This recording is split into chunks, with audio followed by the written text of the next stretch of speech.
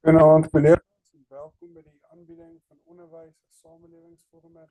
Die rol van onderwys in die vorming van samelewings. My naam natuurlik Rudy Holgrein en ek sal dan met u gesels. Besprekingspunte wat ons nog gaan kyk vanaand is die onderwys se rol deur die eeue. Ons gaan kyk hoe onderwys die samelewing vorm. Ons gaan ook kyk hoe onderwys kenniswaarde, sosiale en ekonomiese strukture beïnvloed en dan laastens hoe ek dink onderwys in Suid-Afrika moontlik kan werk. Die rol van onderwys deur die eeue, eerstens is die antieke samelewings, gaan nou na elke ene in individu vorm kyk. Onderwys vir die elite was natuurlik aan die orde van die dag in die antieke samelewing. Dan kyk ons veral na lande soos Griekeland, Egipte en China. In die middeleeue, deur die eeue, onderwys was deur die kerk bestuur gewees, dit was die sentrale punt, daar was fokus op godsdienst en morele waardes. Dan het ons die verligting en industriële revolusie gekry, onderwys as 'n reg vir almal, fokus op werksvaardighede was hulle sterkpunte. Dan natuurlik in die 20ste eeu, onderwys as 'n reg vir almal, dis waar dit nou ingefaseer het, met die fokus wat ek baie van hou, kritiese denke. Suid-Afrika geskiedenis van ongelykheid, waarna ons gaan kyk, maar ons gaan ook kyk na 1994, hoe 'n inklusiewe benadering gevolg is in ons landstelsel.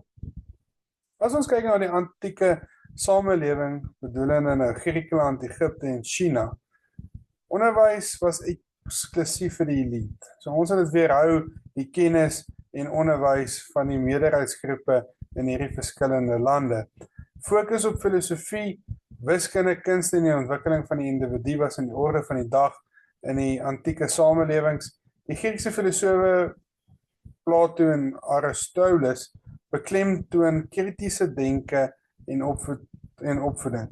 Die probleem met hierdie samelewing en hoe onderwys dit beïnvloed het, dit was vir die elite gewees. Soos reeds genoem, ons samelewing wat meestal ouens het wat nie deel van die elite groep vorm het, was dan ongeskool en nie reg vir die samelewing nie. Die middeleeue, onderwys was gesentraliseer. Die kerk het 'n hoofrol gespeel. Dit was verskriklik belangrik geweest dat alles rondom en deur die kerk gegaan het. Fokus op godsdienststudies was in die orde van die dag omdat dit deur die kerk beheer was en die behoud van morele waardes. Dit klink goed en wel in die begin, maar omdat ons almal weet ek wie was die kerk in die orde van die dag in die middeleeue.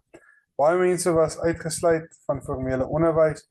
Weereens, dit was al beter want dit het 'n kerk baadjie gedra, maar aan die ander kant was maar eintlik maar nog steeds vir jou elite mens wat ons gevorm het. Laat toegang tot opvoeding vir die groter deel van die bevolking, soos reeds genoem, omdat hierdie slegs op die elite mense gefokus het.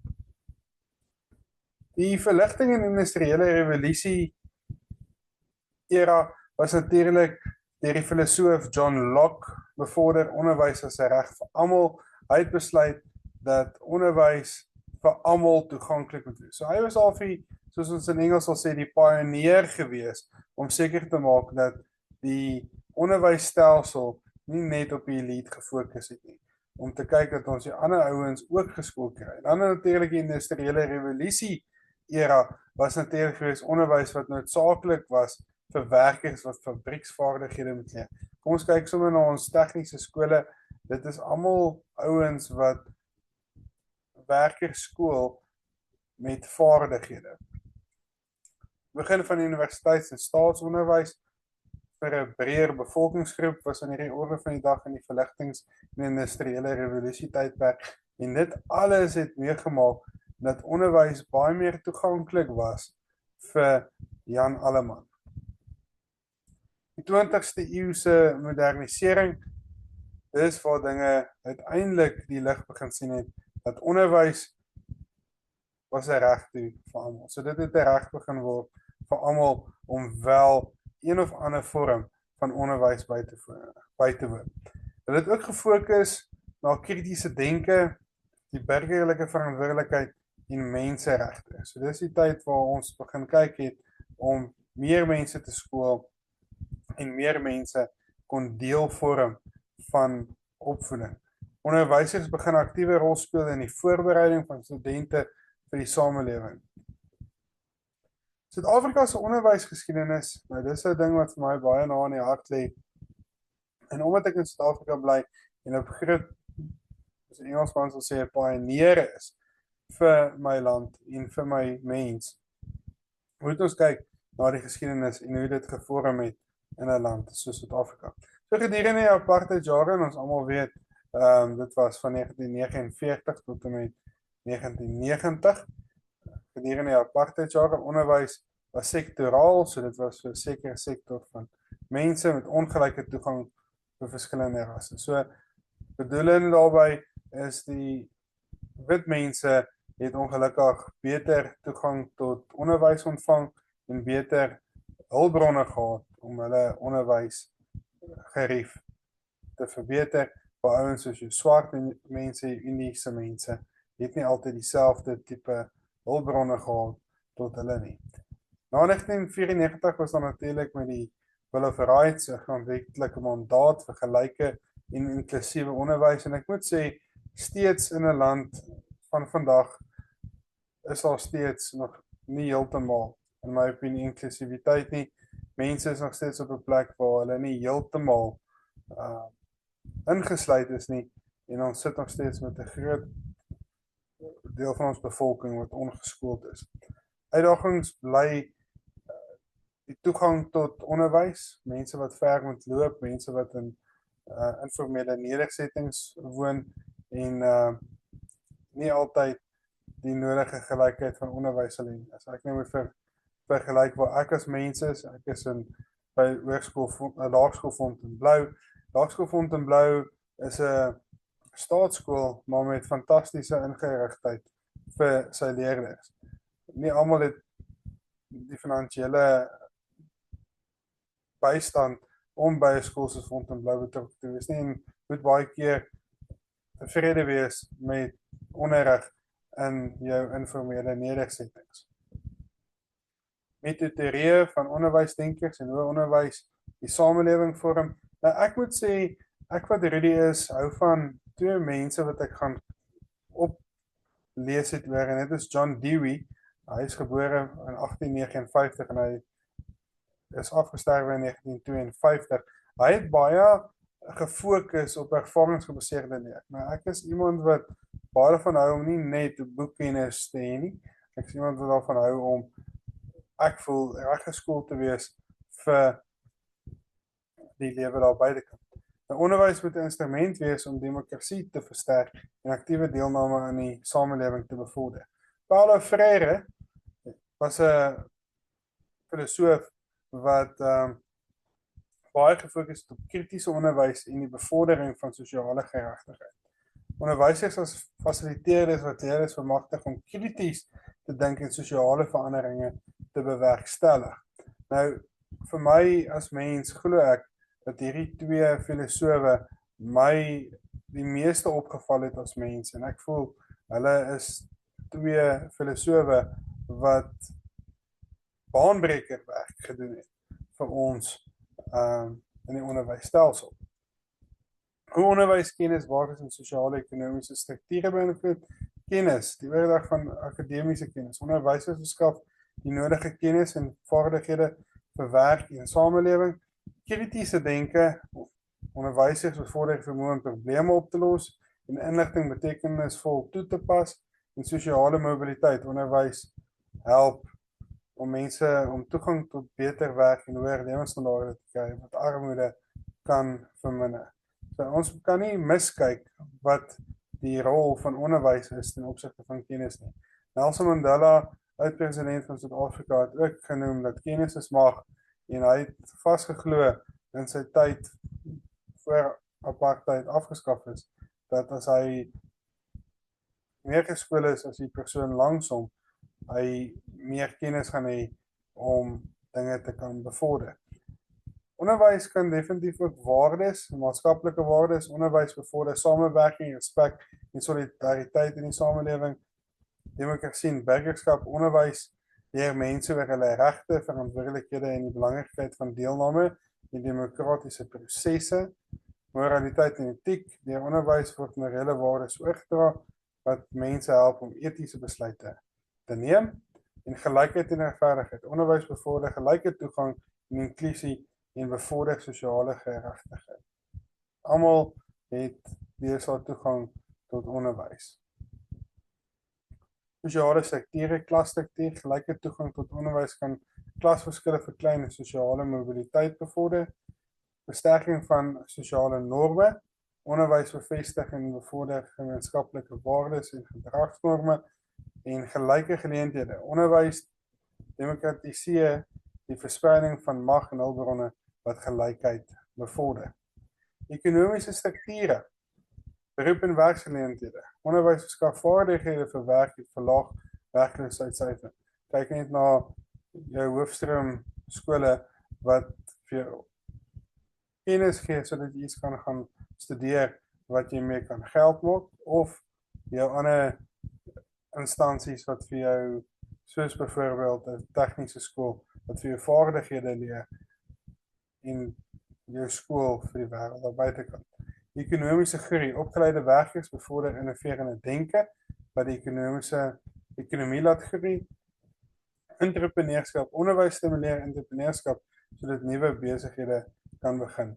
Ek self is betrokke by die EBW klas en in EBW vir ons vra en leerders wat hulle bietjie verder laat dink. Ek kan 'n voorbeeld gee net om te wys hoe entrepreneurskap ontstaan. By ons skool het ons sluitkassies geïnstalleer vir ons kinders. In my eerste les het ek vir hulle gesê, wie is bereid om slotte te verkoop vir die sluitkassies en dan sodoende ekstra geld te maak. Dit was deel van entrepreneurskap en net 'n manier hoe ons kinders probeer stimuleer om te dink hoe om geld te maak. Gelyke toegang tot werk, weer gelyke toegang tot onderwys, kan mense uit verskillende agtergronde beter werke en ekonomie ondersteun. So, soos ons noem, die gelyke toegang tot onderwys, kry almal dieselfde tipe leer, het almal dieselfde geleentheid om verder te gaan studeer en aan 'n werk te kry wat kan bydra tot ons land se ekonomie. My filosofie en my gevoel oor Suid-Afrika, ek wat Rudy is sterk beïnvloed deur Dewey en Freire. Ek persoonlik voel hulle denkwyses, kritiese denke en ook jou te skool met vaardigheid is ideaal en van kritiese belang om seker te maak dat jy 'n afgeronde produk het en nie net iemand het wat besig is met kennis en dis al wat jy het nie. Onderwys moet nie net 'n akademie wees nie, is wat ek reeds genoem het, maar leerders moet bemagtig word om probleme in die samelewing op te los. Ek sien dit hoeveel keer ek het gesien toe ek op skool was, ek sien dit vandag nog in die onderwys, dat baie mense is baie boekslim en hy is baie sterk akademie, maar hulle het geen probleemoplossing. Hulle word glad nie bemagtig om probleme op te los nie. En dit is een van die goed wat ek in my klasse aanbied, is om seker te maak ons bemagtig kinders vir 'n lewe daar buite. Ons bemagtig kinders, ek is by die laerskool betrokke, dat hulle 'n sukses kan wees in die hoërskool. En baie keer vou kinders in die hoërskool omdat hulle nie reg bemagtig is in die laerskool nie. Suid-Afrika se uitdagings, as ons kyk na Suid-Afrika, daar's steeds verskriklike groot armoede, daar's verskriklike groot ongelykheid en baie mense hang nog steeds, soos die Engelsman sê, die label van apartheid. En dit maak dit belangrik om onderwys as 'n medium vir sosiale verandering te gebruik. Ons kan verander, ons kan die denkwyse verander en ons kan 'n groot rol speel om te verseker dat kinders geskool word vir die lewe daar buitekant. Ons as onderwysers het 'n groot verantwoordelikheid om seker te maak dat dit wat in die apartheidsera gebeur het, tot niet kan gaan en ons kan fokus op 'n nuwe Suid-Afrika. Onderwysers moet kritiese denke bevorder, soos ek al reeds genoem het, en leerders bemagtig om verantwoordelike aktiewe burgers van Suid-Afrika te wees. Ons kan dit nie anders, ons kan dit nie doen as ons nie bereid is om te sê dat by ons begin dit nie. So kritiese denke, Wat bedoel mens by kritiese denke? Jy verduidelik en sê, ja, dit 'n kritiese denkewyse. Hoe gaan ek redeneer? Hoe gaan ek probleme oplos? Hoe gaan ek die land se probleme oplos? Of gaan ek net deel wees van kla in Suid-Afrika? My gevolgtrekking natuurlik is, onderwys het oor die eeue heen 'n veranderde maar konstante rol in die samelewing gespeel. Daar was altyd sekere goed wat konstant gebly het. Denkers soos Dewey en Freire het onderwys gesien as 'n manier om kritiese denke en sosiale verandering te voer. Ons het nie net krities gedink nie, maar ons het ook seker gemaak op 'n sosiale vlak bemagtig ons 'n kind, bemagtig ons leerders vir die lewe daar buitekant. Ek glo onderwysers moet nie net akademies wees nie, soos ek al reeds gesê het, een of twee keer, maar ook leerders help om 'n aktiewe rol in die samelewing te speel. Ons moet kinders bemagtig, ons moet seker maak dat ons as onderwysers het genoeg gedoen om 'n volproduk in die wêreld daar buitekant in te stoot en van hulle 'n sukses te maak. Ek vra dan, as daar enige vrae is, sal ek dit vir u met liefde antwoord. Van my kant af, hierdie algein, ek sal die antwoorde onder dop hou. Hoop ek het u 'n fantastiese dag en het u hierdie as baie insiggewend ervaar.